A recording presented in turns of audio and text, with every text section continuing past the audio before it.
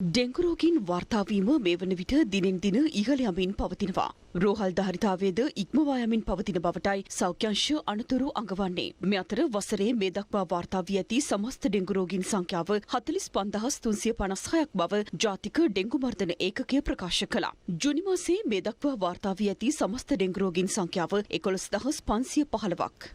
සමස්ත ඩෙංගු රෝගීන් අතරින් කොළඹ දිස්ත්‍රික්කයෙන් 9569 දෙනෙකු වාර්තා වී තිබෙනවා. එය ප්‍රතිශතයක් ලෙස 21.1%ක්. ගම්පහ දිස්ත්‍රික්කයෙන් වාර්තා වී ඇති සමස්ත ඩෙංගු රෝගීන් සංඛ්‍යාව 8355 දෙනෙකු වන අතර එය ප්‍රතිශතයක් ලෙස 18.42%ක්.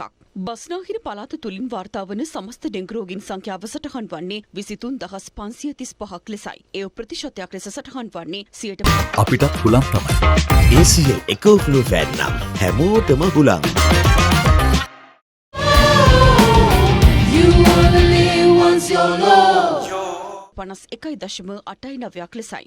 මේ දක්වා සිදු ඇති ඩෙංගු මරණ සංඛ්‍යාව 28ක් දක්වා ඉහළ ගොස් ඇති බවයි ජාතික ඩෙංගු මර්ධන ඒකකය පවසන්නේ. අධි අවදානම් සෞඛ්‍ය වෛද්‍ය නිලධාරී කොට්ටාස 112ක් හඳුනාගෙන තිබෙනවා. ඩෙංගු උදුරෙන් වැළකී සිටීම සඳහා මේ දිනවල රට පුරා ඩෙංගු මර්ධන වැඩසටහන් ක්‍රියාත්මකයි. ඩෙංගු රෝගය මර්ධනය කරන්න, ඩෙංගු වසංගතය පාලනය කරන්න මුළු ලෝකෙම පිළිගත්ත එකම විද්‍යාත්මක ක්‍රමවේදය බවට පත්වෙන්නේ ඩෙංගු මදුරුවා බෝවීම පාලනය කිරීම. මේ ක්‍රියාත්මක වෙන්නේ ජාතික ඩෙංගු මර්ධන සතිය. අද සෙනසුරාදා දවස වෙන් කරලා තියෙන්නේ ඔබේ නිවස, ඔබේ ගෙවත්ත, ඔබේ නිවස අවට ප්‍රදේශය ඩෙංගු රෝගයෙන් තොර කලාපයක් බවට පත් කර ගැනීම සඳහා වූ දවස විදියට. අද දවසේදී පවුලේ සියලු දෙනා එකතු වෙලා ඔබේ නිවස ඇතුලේ, ඔබේ ගෙවත්තේ, නිවස අවට තියෙන ඩෙංගු මදුරුවන් බෝ විය හැකි ස්ථාන අඳුනා ගනිමින් මේවා පිරිසිදු කරන්න. මේවා විනාශ කරන්න. අද දවස නිවස පිරිසිදු කිරීමේ දිනයකට වඩා ඔබේ ජීවිත ආරක්ෂා කිරීමේ දිනයක් බවට පත් කරගන්න. මේ ගම්පහ දිස්ත්‍රික්කයේ පවතින අවදානම් තත්ත්වය පිළිබඳව සෞඛ්‍යංශ පළ කළ අදහස්. 2017 අවුරුද්දේදී අපිට විශාල අවුට්බ්‍රේක් එකක්, ඒ කියන්නේ විශාල වසංගත තත්ත්වයක් පසුගිය අවුරුදු වල ඇවිත් තියෙන්නේ 2017 වර්ෂයේ. ඒ වර්ෂයේ වෙනකොට මේ කාලයේදී දිනකට ඩෙංගු රෝගීන් 3000ක් පමණ වාර්තා වෙන තරම් ලොකු ප්‍රමාණයකට තව සති 3-4ක් ඇතුළත යන ප්‍රමාණයකට තමයි 2017 ලොකු වසංගතයක් තිබිලා තියෙන්නේ. You only once your love.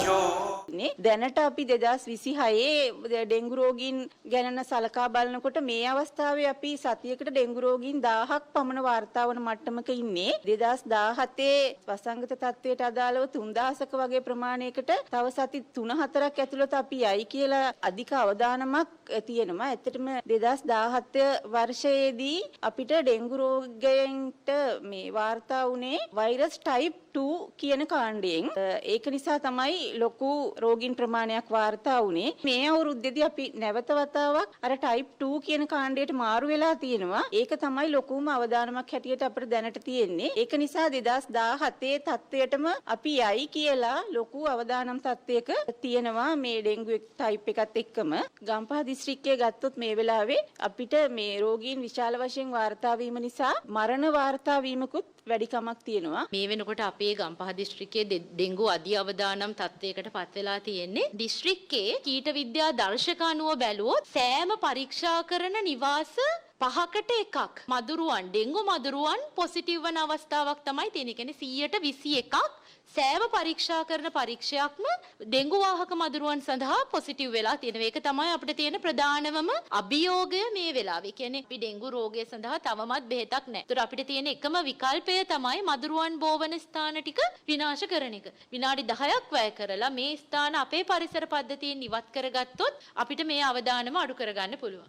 Dengue අවදානම පවතින නිසා දැන් මේ වෙලාවේ මර්ධනය සඳහා අනිවාර්යයෙන්ම අපි හඳුනගෙන තියෙන්නේ මේ මදුරුවෝ බෝ වෙන එක අයින් කරන්නම ඕනේ. නැතුව අපිට වෙන විකල්පයක් නැහැ. දැඩි අවදානම් තත්වයකට ඇවිල්ලා තියෙන්නේ. ඒක නිසා PHI මහතුරුන්ගේ පාලනයෙන් දැන් ගිලිහිලා තියෙනවා. PHI මහතුරුන්ට එක ලෙඩෙක් වෙනුවෙන් ගන්න තියෙන වෙලාව ඩෙංගු රෝගයක් විමර්ශනය කරන්න සාමාන්‍යයෙන් පැය 5ක් විතර යනවා. ඒ පරිසරයක ඇවිදලා නඩු පවරලා ඒ කටයුතු කරන්න. ඒ නිසා මේක අපෙන් ගිලිහිලා තියෙනවා. PHI මහතුරු 200ක් විතර මේ වෙලාවේ අපේ ගම්පහ දිස්ත්‍රික්කයේ 200ක් ඉන්නවා. ඒ 200ම මේ වෙලාවේ සෞඛ්‍ය වෛද්‍ය නිලධාරී කාර්යාලය එක්ක වැඩ කරනවා මේ රෝග වැළැක්වීම වෙනුවෙන්.